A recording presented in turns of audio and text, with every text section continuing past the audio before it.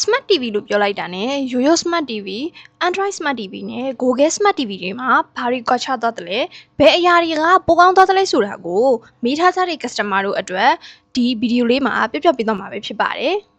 ကဲအဲ့တော့ Smart TV ဆိုတာက Wi-Fi နဲ့ချိတ်သုံးလို့ရတဲ့ TV တွေအကုန်လုံးကို Smart TV လို့ပဲပြောကြရဲပေါ့နော်Yoyo Smart TV ကတော့ YouTube ကြည့်လို့ရမယ်သူ့ရဲ့ home screen မှာပါတဲ့ application တွေကိုပဲအဓိကအသုံးပြုလို့ရမယ်ကိုယ့်ရဲ့ဖုန်းနဲ့လည်းချိတ်ဆက်ပြီးတော့အသုံးပြုလို့ရပါမယ်အခြား application တွေကိုတော့ download ဆွဲလို့မရဘူးပေါ့နော်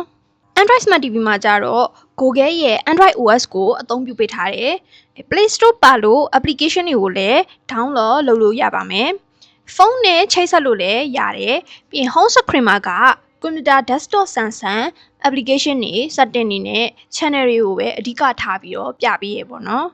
ကြည့်မဲ့ဇာတ်ကားကိုလည်း application တွေကိုဝင်ပြီးမှ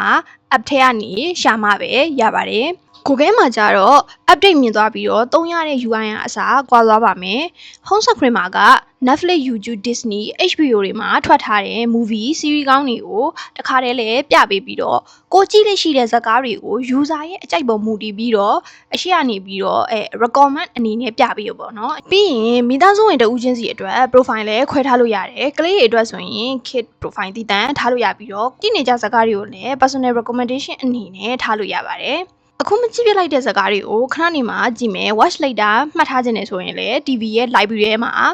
တခါတည်းဓာတ်ရိုက်ပြပေးပါတယ်ဖုန်းနဲ့ TV ကိုချိတ်ဆက်ဖို့အတွက်လည်းစကန်ဖတ်လိုက်ရုံနဲ့အလွယ်တကူချိတ်ဆက်လို့ရပါတယ်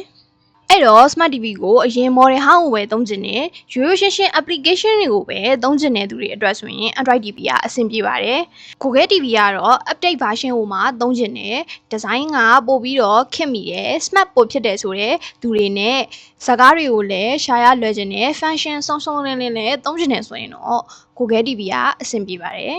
ဒီနေ့ဗီဒီယိုလေးကတော့ဒီလောက်ပါပဲရှင်အဆုံးထိကြည့်ပြကြတဲ့အတွက်အားလုံးကိုကျေးဇူးတင်ပါတယ်ရှင်